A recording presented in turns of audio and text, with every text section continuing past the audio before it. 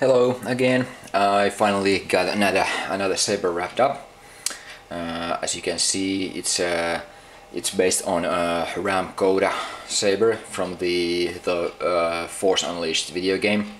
It has aluminum hilt, painted weathering there, and synthetic silk Ito wrap. It's not an exact Tsugamaki, but more like a regular wrap on the grip section.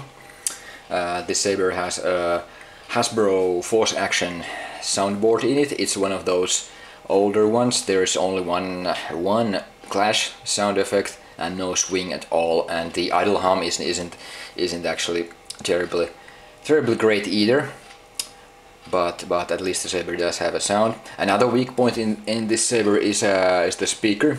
It's rated for half a watt, but it's one really tiny 20mm in diameter, so the sound could be a little bit more crisp and a whole lot louder. It's not a Force FX level, but like I said, at least the saber has some kind of sound.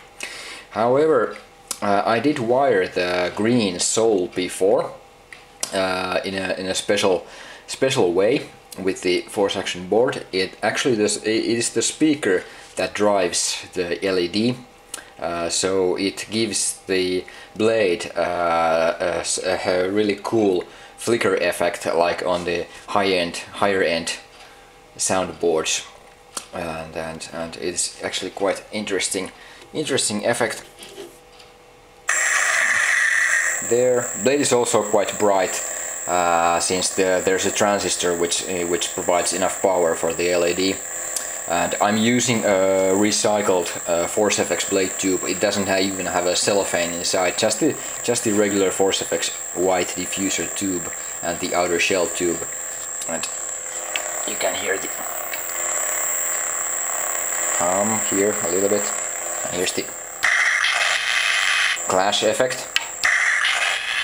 And I'm trying to, I don't know if my camera captures it, but here's the close-up of the blade flicker. It is actually quite subtle, but with the naked eye you can see it much better.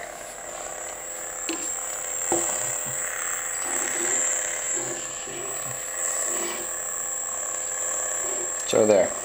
This concludes the Force Unleashed trilogy with Starkiller, Maris Brood, and now Ram Koda. Hope you liked it. Thanks. Bye.